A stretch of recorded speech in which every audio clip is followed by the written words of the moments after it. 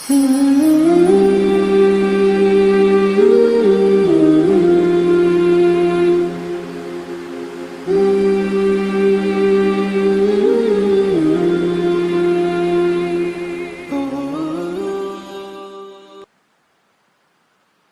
اللہ الرحمن الرحیم وماذا علیہم، اور ان کا کیا نقصان ہے،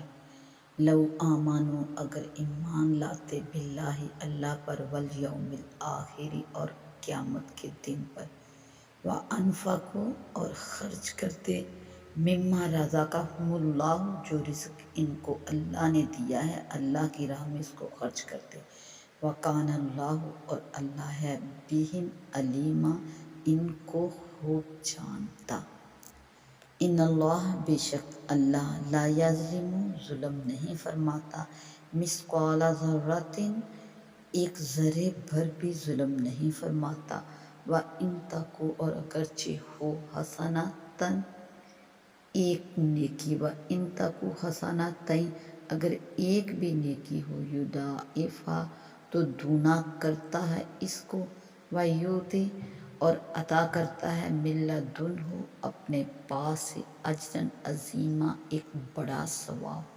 اور اگر ایک نیکی بھی ہو تو اسے دگنا کرتا ہے اور اپنے پاس سے بڑا ثواب عطا فرماتا ہے۔ وَمَاذَا عَلَيْهِمْ لَوْ آمَنُوا بِاللَّهِ وَالْيَوْمِ الْآخِرِ، اللہ جل شانہ اس آیت مبارکہ میں ارشاد فرما رہے ہیں کہ اس میں سراسر ان کا اپنا ہی نفع تھا کہ اگر اللہ پر اور قیامت کے دن پر ایمان لے آتے اور اللہ کے دیے گئے رزق میں سے اللہ کی راہ میں خرچ کرتے تو اللہ تعالیٰ ان کے ان اعمال سے خوب باخبر تھا، اور ان میں بھلائی بھی ان انسانوں کی اپنی ہی تھی۔ ان اللہ لا یظلم مثقال ذرہ، اور اللہ پاک اس قدر قدردان ہیں کہ وہ اپنے بندے کی ذرا بھر نیکی کو بھی ضائع نہیں کرتے،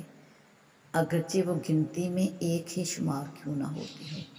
اس کو دونا کر کے عطا فرماتے ہیں، اور اس کے بعد پھر روز آخرت میں اس کا ثواب بہت زیادہ عطا کرتے ہیں۔ تو اگر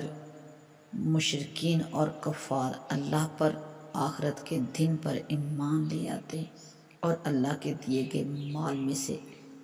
خرچ کرتے اللہ کی راہ میں، تو ان میں سراسر ان کا اپنا ہی فائدہ تھا